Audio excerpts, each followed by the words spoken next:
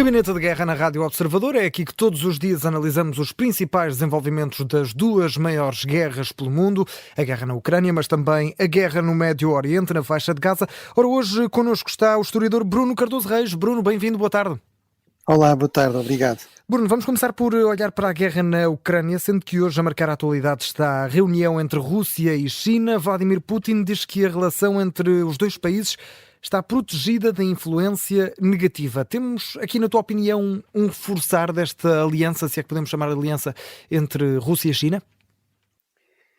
Bem, eles não utilizam esse termo, não é? Uma parceria, mas na prática, sim, ou seja, apesar de tudo, estamos longe do modelo, por exemplo, da Aliança Atlântica, ou seja, há aqui no fundo um compromisso que é sempre muito pragmático, muito caso a caso, muito dependente dos interesses, mas não há dúvida que, sobretudo na avaliação destes dois líderes, de Putin e de Xi, que reforçaram muito a dimensão autoritária e ditatorial dos governos dos países respectivos, há aqui realmente uma grande convergência de interesses. Por um lado, no fundo, tornar o mundo mais seguro para este género de regimes autocráticos e liberais, repressivos.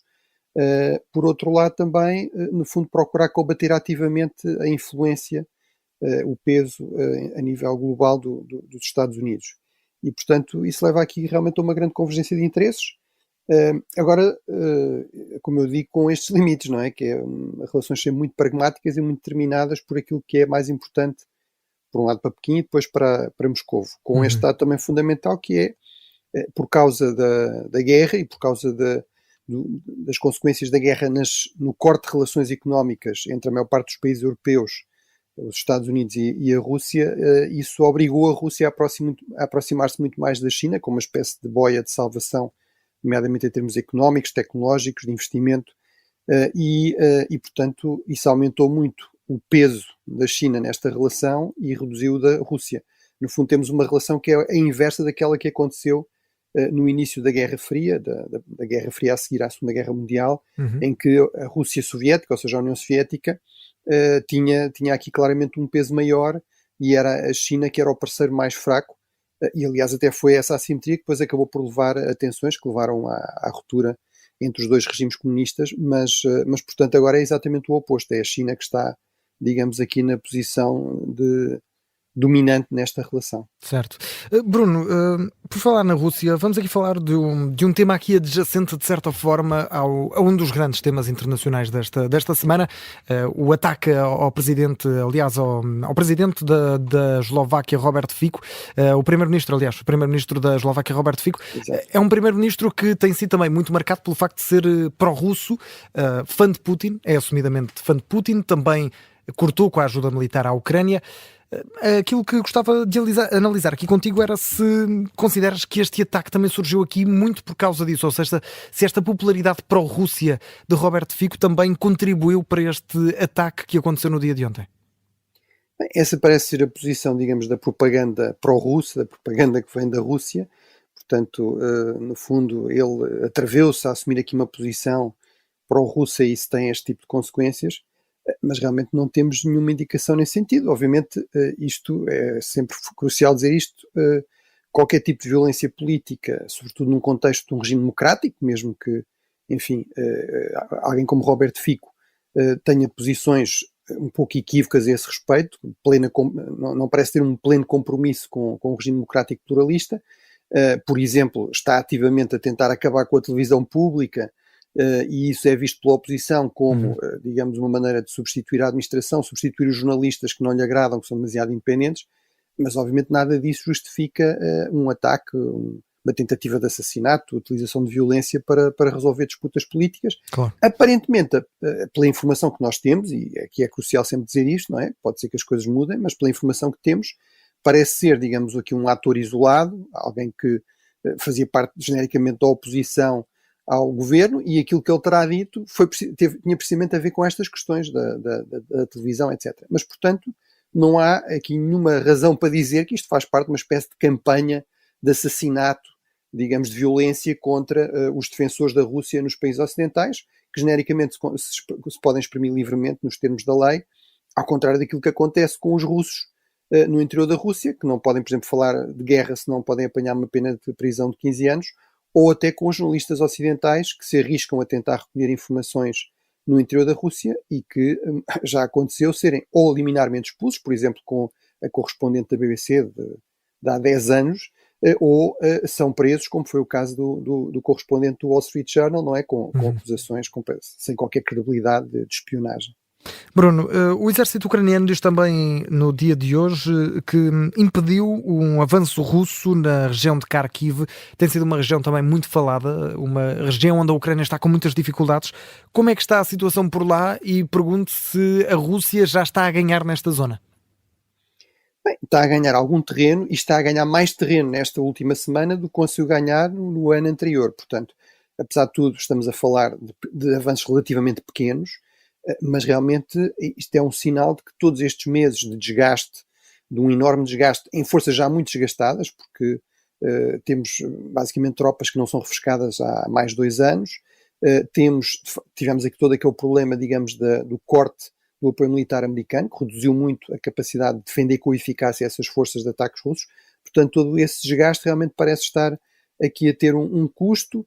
A Rússia também está, no fundo, a forçar a Ucrânia a espalhar as suas tropas por uma frente ainda mais ampla, portanto voltou a alargar a frente, nomeadamente a norte, na zona de Kharkiv, e portanto isso obriga a desguarnecer em parte uma frente que tem mais de 1000 km, por exemplo, mais para sul ou mais para leste, e portanto realmente é uma situação bastante difícil. Não é por acaso que Zelensky, por exemplo, cancelou as suas deslocações fora, uma situação muito fluida. Eu diria, talvez aquilo que seja aqui um pouco mais surpreendente, não é todas estas dificuldades ucranianas, é que sobretudo nesta zona de Kharkiv era um pouco previsível que fosse um dos alvos potenciais de uma ofensiva russa nesta altura, porque é uma zona que faz fronteira direta com a Rússia, não é? Portanto, é uma zona onde tem havido alguns ataques para o lado russo da fronteira, nomeadamente também infiltrações até de dissidentes russos que estão a combater do lado ucraniano. Isto basicamente fica do lado ucraniano da fronteira de Belgorod, que temos ouvido falar muitas vezes, e portanto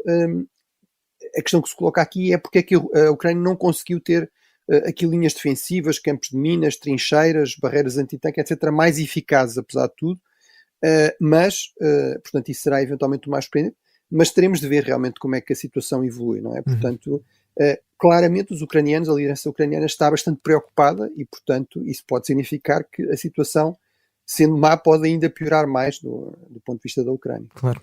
Bruno, vamos voar e viajar até ao Médio Oriente, isto porque a África do Sul, em relação à guerra na faixa de Gaza, a África do Sul foi ao Tribunal Internacional da Justiça, quer que Israel seja declarado Estado de Apartheid. Isto é possível, Bruno? Ou a África do Sul vai encontrar aqui muitos obstáculos para conseguir aquilo que quer? Bem, isto no fundo, é um pedido da Assembleia Geral das Nações Unidas para este outro órgão do sistema das Nações Unidas. O Tribunal Internacional da Haia também faz parte, é um dos 5 órgãos, aliás, centrais do sistema das Nações Unidas, a par da Assembleia Geral, do Secretário-Geral, do Conselho de Segurança, mas, portanto, no fundo é um parecer não vinculativo. Portanto, é como se, por exemplo, o governo português pedisse um parecer à Procuradoria, não é? Portanto, à Procuradoria-Geral da República. Portanto, é uma opinião legal.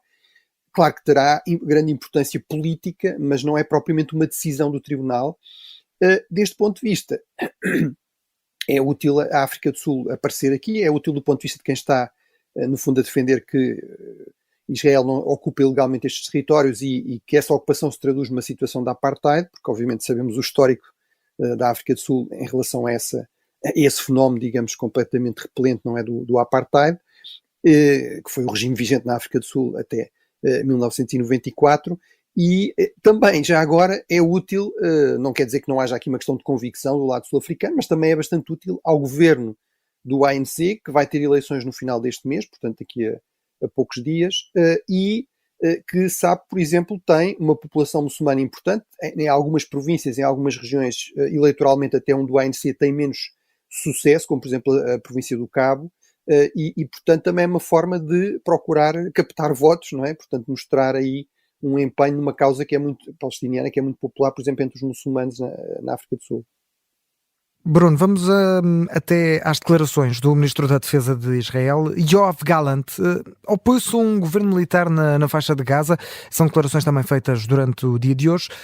Há outras soluções melhores, no fundo, do que esta de um governo militar? E sequer se há outra solução para além disso no horizonte? Aquilo que é extraordinário, quer dizer, para mim não é assim tão extraordinário, porque o exército israelita tem oficiais muito competentes e muito conhecedores deste tipo de conflito irregular, de conflito de guerra de guerrilha, de contra-insurreição. Mas o que é espantoso é que nós temos os militares a dizer aos políticos: atenção que a guerra tem uma dimensão política, atenção que não pensem que a guerra se resolve só a tiros, não é? É preciso haver Claro. aqui uma estratégia, haver um plano para depois. E esse plano tem de começar a ser desenvolvido e inclusive implementado já. Não podemos esperar pelo fim de uma guerra com este perfil, porque este tipo de guerra não tem fim. Basicamente, o Hamas, mesmo que tenha uma capacidade agora bastante mais reduzida, continua a conseguir fazer ataques no interior de Gaza, em zonas que supostamente já teriam até sido, no fundo, militarmente limpas, digamos, pelo exército israelita, e até, em alguns casos, consegue continuar a fazer ataques, por exemplo, em direção a Israel ou a postos fronteiriços, etc. Portanto, isso não pode esperar, mas realmente é incrível que sejam os próprios militares israelitas a dizer isso, o próprio Ministro da Defesa, aqui um pouco como porta-voz das Forças Armadas, a dizer: atenção que nós estamos a chamar, estamos a dizer há bastantes meses que tem de haver aqui um planeamento político sobre o futuro de Gaza, sobre como é que se vai administrar Gaza. Se há melhores soluções, eu diria, melhores do que uma ocupação militar, do que não haver plano nenhum, certamente. Agora, não há soluções muito fáceis, nomeadamente porque isso passaria por diálogo com as Nações Unidas, que está extremamente difícil entre o governo israelita atual e as Nações Unidas, passaria também por diálogo com países árabes moderados, eventualmente tentar ter aqui uma administração que tivesse a participação desses países árabes moderados, e essas relações também se têm tornado muito tensas, nomeadamente com o Egito e com o Qatar. Portanto, não é fácil, mas é realmente indispensável. Bruno Cardoso Reis, obrigado mais uma vez por ter estado connosco em mais um Gabinete de Guerra, que regressa amanhã, depois da hora habitual, depois do Jornal das 4 da tarde, aqui na Rádio Observador. Obrigado mais uma vez, Bruno. Um abraço. Obrigado. Até breve.